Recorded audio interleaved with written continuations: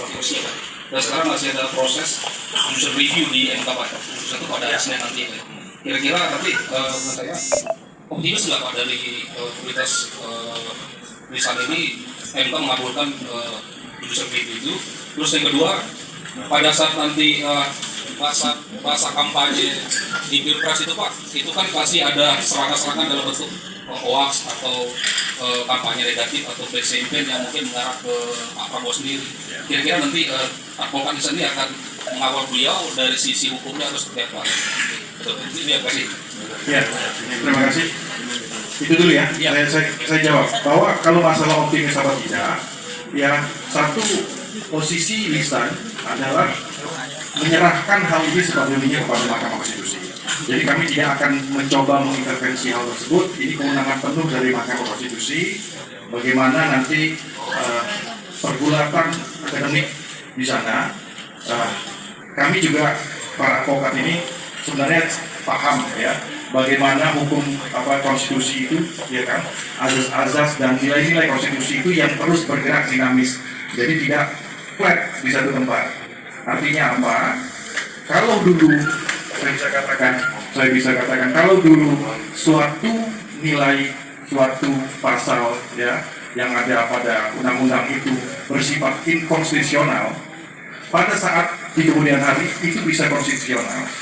Jadi hal itu artinya dari sudut pandang kami secara hukum itu sangat memungkinkan. Tapi dengan catatannya bahwa kita sepenuhnya menyerahkan bagaimana pergulatan atau pertarungan argumentasi daripada pemohon dan termohon yang akan ditampung oleh mereka. Ya. Yang kedua juga kami pengen menyoroti sebenarnya bahwa kenapa harus ada batasan di usia 40? Parameternya juga apa? Ya kan? Parameter usia 40, sedangkan di undang-undang sudah dijelaskan bahwa orang itu berhak untuk memilih dan berhak untuk dipilih. Nah, ketika berhak untuk memilih, itu batasan usianya jelas.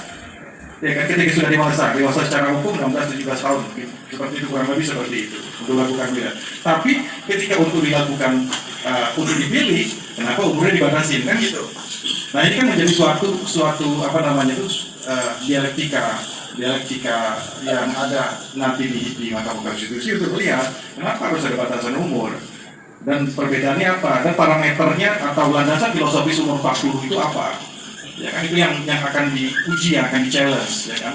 Nah kan selain itu juga yang kedua kan isunya selain batas usia juga kan ada kalau sudah pernah menjabat, tidak harus 40, tapi sudah pernah menjabat sebagai kepala daerah. Nah, ya dari sudut pandang kita secara hukum bahwa itu masuk akal juga. Kenapa masuk akal? Karena memang untuk menjadi kepala negara, kepala pemerintahan, sekaligus kepala pemerintahan di Indonesia tentunya butuh pengalaman sebagai kepala daerah dulu atau apa. Jadi landasan filosofisnya sudah ada sebenarnya. Nah, tinggal bagaimana Mahkamah Konstitusi dalam hal ini menyikapi hal tersebut dan memberikan putusan yang tepat sesuai dengan nilai-nilai yang tumbuh di masyarakat pada saat ini ya.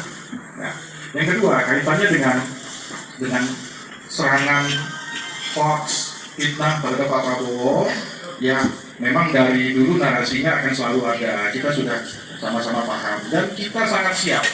Jadi kita siap. Sekarang ini sudah terdaftar 700 advokat, itu 80% masih di Jabodetabek, 20% di daerah juga. Ketika kita sudah sounding, ini mungkin kita akan ada sekitar 2.000 advokat yang sudah siap bergabung dengan kita, dengan advokat lisan. Nah, kita menawarkan diri kepada Pak Prabowo dan tim pemenangan untuk bersama-sama bahu-membahu mengadvokasi dan memberikan bantuan hukum dalam bentuk apapun, ya kan? Frame-nya untuk mengawal Pak Prabowo, berikut Mas Gibran untuk menjadi pemenang ya, seperti itu.